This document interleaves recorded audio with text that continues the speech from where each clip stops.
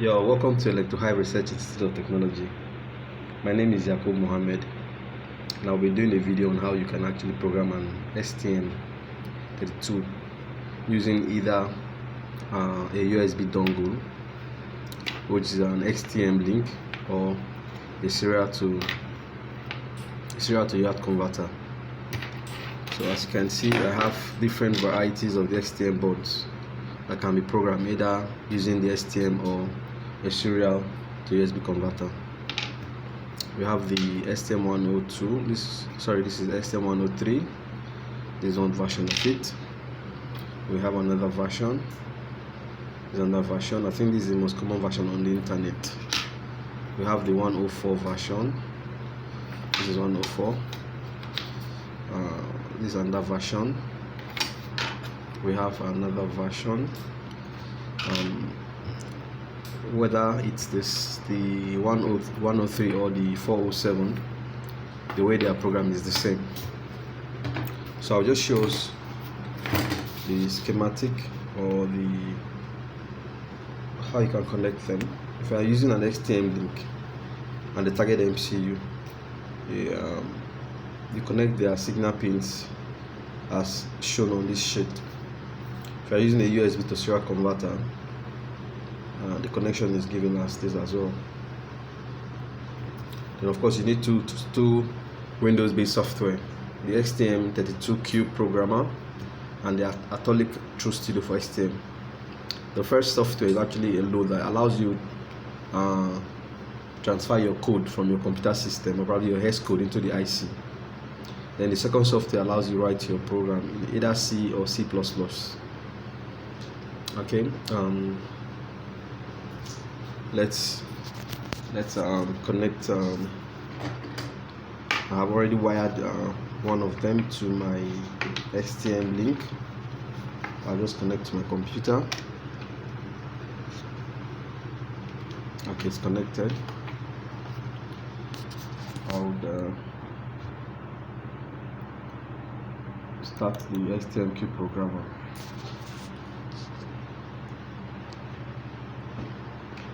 Okay, while we are waiting, we'll just look at it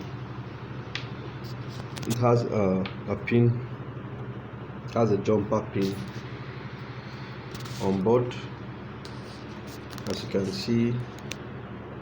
Okay, it has a pin, the boot 0 and boot 1. It has a reset button. There's an LED PC13 on board, of course the power LED. So what we're going to do, we're going to write a code. I'm not going to write the code anyway. I'm going to transfer a hex code that will blink this LED. The LED is connected to PC13.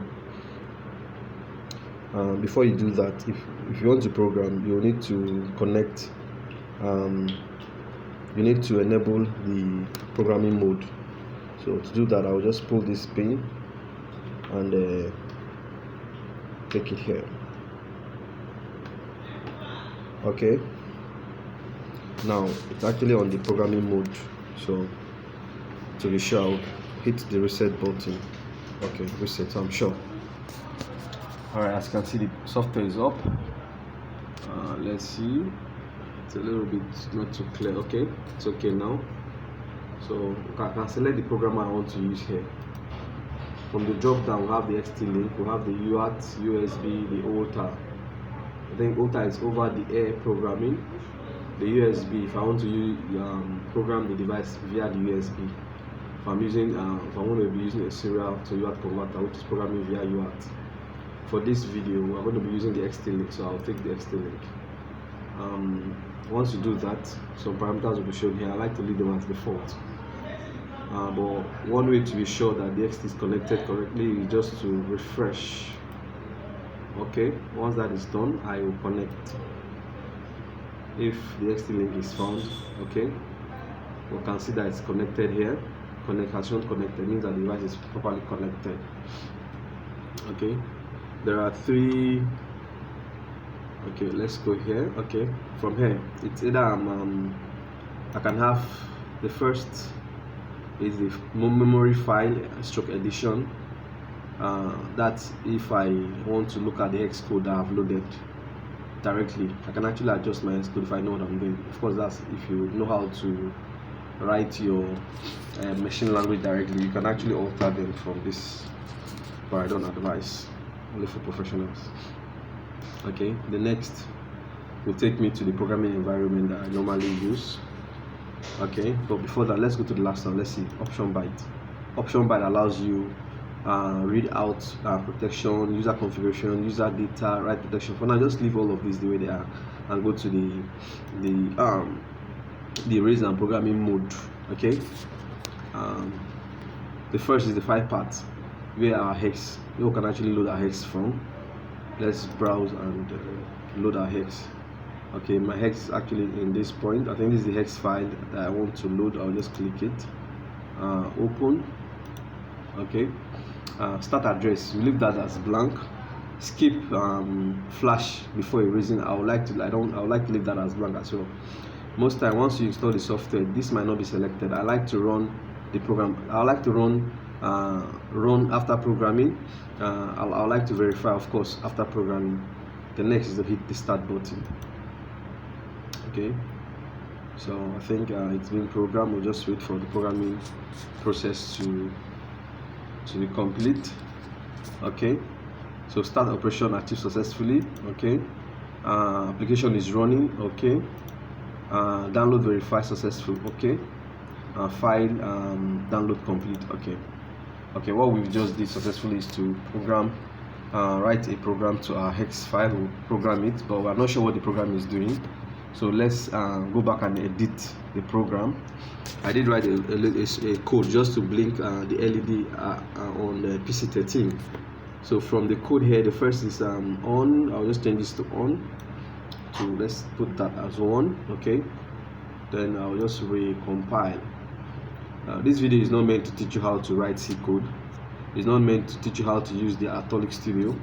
The video is actually meant to teach you how you can transfer your program or your hex code from your computer to the device. But while we are doing that, we want to be able to test the code and see whether the code we wrote is actually working. So I wrote a small LED blinker to help us see or probably test the programming, the programming. So I'll just rebuild. Okay, as you can see, it's running. So we'll just wait a bit for the programming to complete. Once that is done, we'll reprogram the chip and see.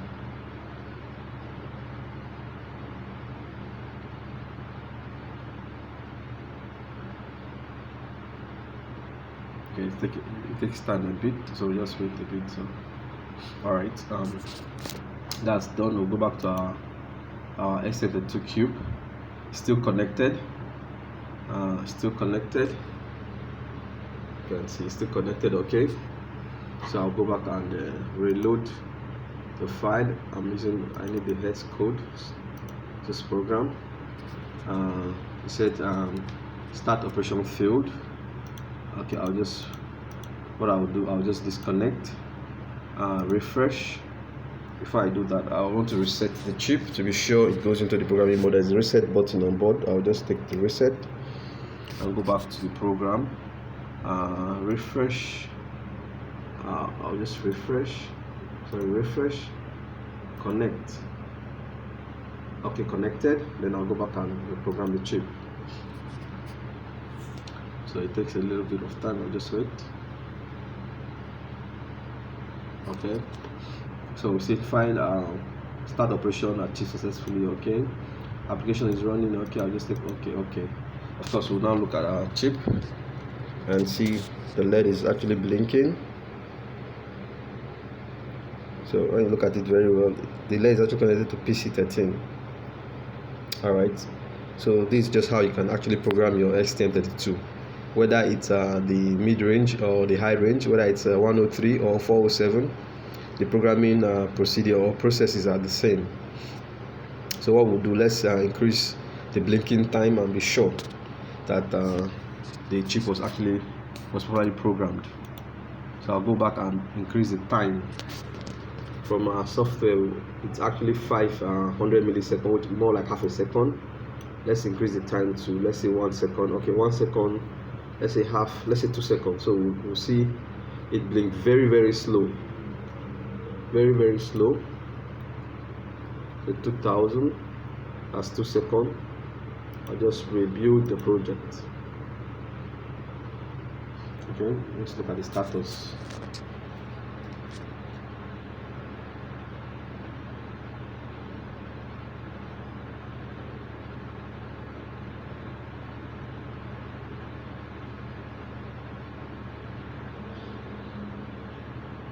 Alright, still waiting for the programming build to be complete. Okay, it's done. I'll go back to my programmer, reload the hex file. I'll be sure it's still connected anyway, but the best way to do that is to disconnect, reset. I hit the reset button, go back and connect. Okay, then program. So with the new program, with the new hex we are writing into it, the blink rate will be a little bit slower because we're now going to be using 2 seconds. Okay, just take okay. Yeah, all right. So let's look at our program. Okay, from what we are seeing now, you can observe that the speed has actually reduced, because rather than the 500 millisecond, we're now using 2000 milliseconds, so it's a little bit slower. So like I said, this video is not meant to teach you how to use the Aptolic Studio. It's only meant to teach you how you can transfer your hex code from your computer to your target IC using the STM link. Thank you. Like I said, in the next video I'll show us how we can actually use the UART to serial converter. This is a UART to serial converter. With this you can actually program if you don't have the STM link. So like I said initially, the STM32 can be programmed either using the STM link or we are using a serial to UART converter. This you can get from the internet. The STM link too you can get from the internet as well, but I think a UART to serial converter it's more common compared to the STM link. At this point I want to say thank you for taking your time to watch our video, and we appreciate the fact that we appreciate every comment you give us. If there are things we are supposed to say and we didn't say, if there are things you want us to do video on, you can actually tell us and we will be glad to do that. Once again, thank you for your time. God bless you.